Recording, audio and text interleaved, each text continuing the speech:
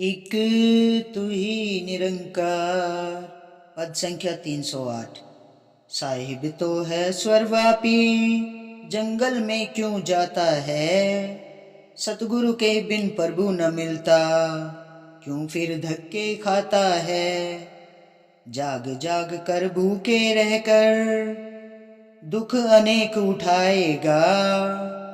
जंगल जंगल फिरे भटकता, जीवन व्यर्थ गवाएगा। ऊंचे चढ़ चढ़ बाग सुनाए, यूं ही शोर मचाए तू।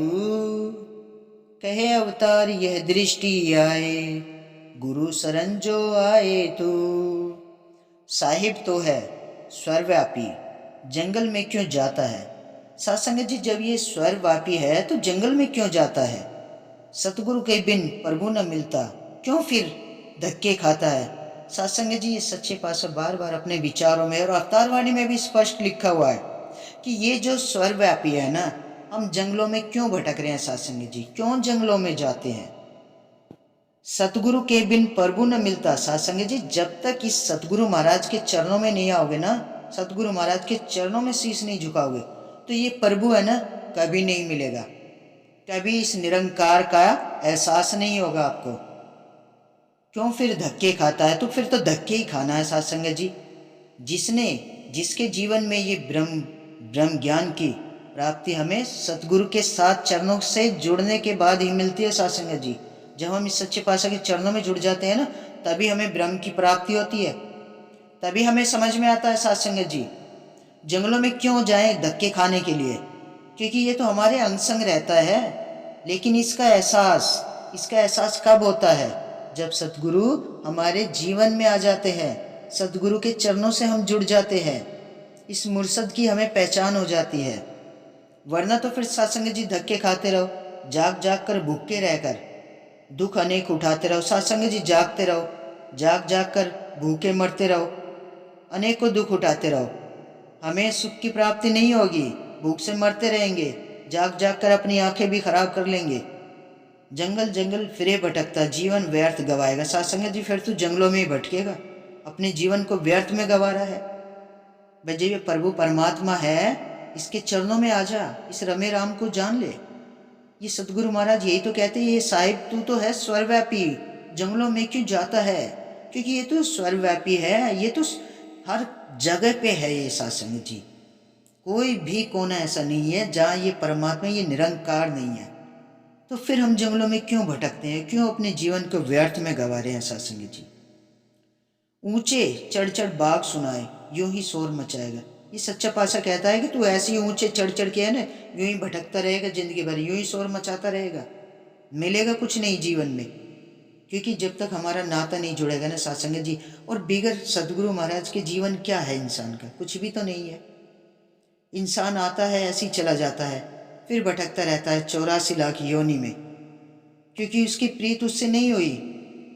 अरे, जब तू यहाँ पे आ गया, इस धरती पे आ गया, तो अपनी प्रीत लगाना उससे, परमात्मा से। जब तेरी प्रीत परमात्मा से जुड़ जाएगी, तो तुझे तो भटकने की जरूरत ही नहीं है। फिर तुझे तो सब कुछ मिल जाएगा। ये निरंकार, ये प्रभु परमात्मा, ये तो सभी जगह पे रहता है। सत्संग जी, चाहे आप जंगल में चले जाओ, चाहे आप घर में रह लो या बाहर चले जाओ, कहीं भी चले जाओ, ये हमारे मन में ही बसा है। इंसान के अंदर ही आत्मा और परमात्मा दोनों ही होते हैं। सत्संग जी, लेकिन ये परमात्मा भी रहता है हमारे अंदर, ये परमात्मा का वास है। लेकिन इसका एहसास हमें कब होता है, जब सतगुरु महाराज से हमारा नाता जुड़ता है, जब हम सतगुरु महाराज के चरणों में शीश झुका देते हैं ना, ये ब्रह्म ज्ञान की हमें प्राप्ति हो जाती है। ये सतगुरु महाराज ही तो मिलाते हैं हमें इस प्रभु परमात्मा से। निरंकार का एहसास क्षण भर में करा निरंकार का एहसास मिनटों में करा देते हैं सत्संग जी, पल भर में ही। तब हमें पता चलता है क्यों हम जंगलों में जाए, क्यों हम भूखे मरे, क्यों हम दुख उठाए, क्यों भटकते फिरे, क्यों अपने जीवन को व्यर्थ में गवाए। क्योंकि ये तो हमारे अंदर ही है। हमें तो जब सतगुरु महाराज से सतगुरु महाराज ने हमें ये निरंकार का एहसास करा दिया सत्संग जी, फिर क्यों भटके हम दर दर, क्यों ऊंचे पे जा के शोर मचाए। हमारी भटकन दूर हो जाती है सत्संग जी। कहे अवतार ये दृष्टि आए, गुरु शरण जो आए तू। सासंग जी, ये दृष्टि हमें ये सदगुरु महाराज ही देते हैं जी। वे सदगुरु महाराज के चरणों में हम आ जाते हैं ना, इसकी शरण में आ जाते हैं सासंग जी, तब ये दृष्टि हमें मिल जाती है कि ये प्रभु परमात्मा हमारे अंदर ही है, हमें कहीं नहीं भटकना है। ये अंग संग ही है, कण कण में है सासंग जी। बस इसका एहसास और वो गुरु की शरण में जाने के बाद ही मिलता है।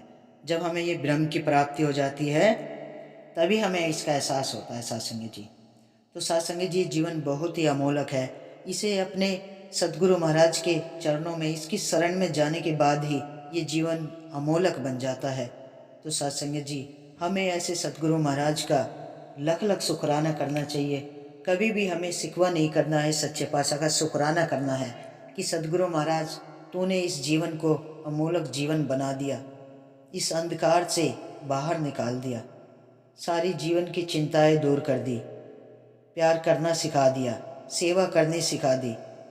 सत्संग जी, ये सच्चा पातशाह तो इंसान को है ना ऐसा अपने चरणों के साथ जोड़ के है ना एक प्यार का पुतला बना देता है कि जगह जगह पे जाके प्यार ही बांटना है, सेवा करनी है, सुमिरन करना है, सत्संग करना है।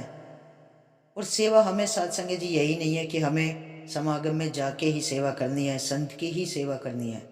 सेवा हमें कहीं भी, सतगुरु महाराज कहते हैं, किसी ज़रूरतमंद की अगर हमें सेवा अगर मिलती है तो हमें ज़रूर करनी है सत्संग जी। सच्चे पातशाह यही कहते हैं। और जब हम ऐसे ये सेवाएं करते हैं ना तो हमारा सतगुरु महाराज हम पे अपनी कृपा, प्यार, सहानुभूति बहुत बरसाता है सत्संग जी। कभी किसी चीज़ की कमी नहीं रहने देता है। अपने संतों को है ना हर संकट से दूर रखता है, तन से, मन से, धन से भरपूर रखता है सत्संग जी। जितनी सेवा करते हैं ना हम, उससे कहीं ज़्यादा हमें फल देता है ये परमात्मा। क्योंकि सदगुरु महाराज कहते हैं शुक्राना करना है, सिकवा नहीं करना है। मिलेगा, जरूर मिलेगा, लेकिन सब्र रखना है, शुक्राना करना है।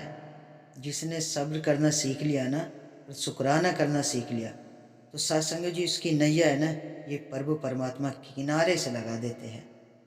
जीवन में कभी फिर किसी चीज़ की कमी नहीं आने देते हैं। जो मांगोगे मिलता है सत्संग जी, मिलता है सत्संग जी, ज़रूर मिलता है। बस शुक्राना करना है, इस सच्चे पातशाह का शुक्राना करना है। तो सत्संग जी, बड़े प्यार और सत्कार से कहना, धन निरंकार जी।